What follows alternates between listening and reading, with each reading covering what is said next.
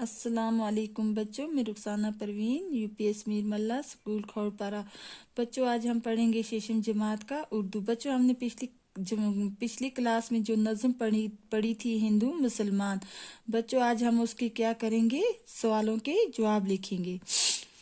بچوں ہمارا جو سوال نمبر 1 ہے، سوال نمبر 1 یہ ہے، عزت کے قابل کون لوگ ہیں؟ بچوں عزت کے قابل کون لوگ ہیں؟ بچوں اس کا جواب یہ ہے، عزت کے قابل وہ لوگ ہیں جو نیک کام کرے اور دوسروں کا دکھ بانٹتے ہیں۔ بچوں عزت کے قابل وہی لوگ ہوتے ہیں۔ بچوں اب ہمارا جو اگلا سوال ہے، سوال نمبر 2، ہندو مسلمان میں تفریق کیوں نہیں ہونی چاہیے؟ بچوں ہندو اور مسلمانوں میں فرق کیوں نہیں ہونا چاہیے؟ بچوں اس کا جواب یہ ہے، ہندو مسلمان میں اس لیے تفریق نہیں ہونی چاہیے کیونکہ یہ آپس میں بھائی بھائی ہیں۔ بچوں ہندو مسلمانوں میں فرق اس لیے نہیں ہونا چاہیے کیونکہ یہ آپس میں بھائی بھائی ہیں۔ بچوں جو ہمارا اگلا سوال ہے، سوال نمبر 3، ہندو مسلمان پرانی قومیں ہیں، اس کا کیا مطلب ہے؟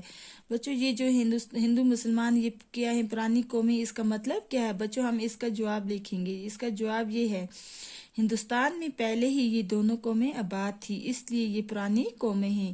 بچوں یہ جو دو قومیں ہیں یہ ہندوستان میں پہلے ہی سے آباد تھی، اس لیے یہ پرانی قومیں ہیں۔ بچوں جو ہمارا اگلا سوال ہے، سوال نمبر 4، انسان کی کیا پہچان، اچھے انسان کی کیا پہچان ہے؟ بچوں اس کا جواب یہ ہے، اچھے انسان کی پہچان یہی ہے کہ وہ ہر ایک سے یکساں سلوک کرے، بھائی بھائی کی طرح رہے اور خود بھی جیے اور اوروں کو بھی جینے دے، کسی سے تفریق نہ کرے اور ہر ایک سے بھلائی کرے۔ بچوں جو ہمارا جو اگلا سوال ہے، سوال نمبر 3، نثر میں لکھیے۔ بچوں جو یہ شعر لکھے ہیں ہم ان کو نثر میں لکھیں گے۔ بچوں جو ہمارا جو پہلا شعر ہے، عزت کے قابل ہے وہ انسان، عزت کے قابل کون انسان ہے؟ بچوں اس کا یہ نثر میں ہم لکھیں گے کہ عزت کے قابل بس وہی انسان ہے جو ہمیشہ نیک کام کرے۔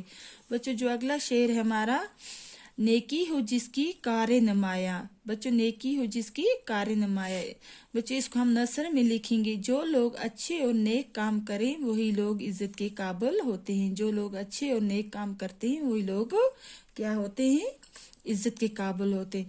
بچوں ہمارا جو اگلا شعر ہے، اوروں کی مشکل ہو جس سے آسان، اوروں کی مشکل ہو جس سے آسان، بچوں ہم اس کو نثر میں لکھیں گے، ان لوگوں سے اوروں کی مشکل آسان ہوتی ہے۔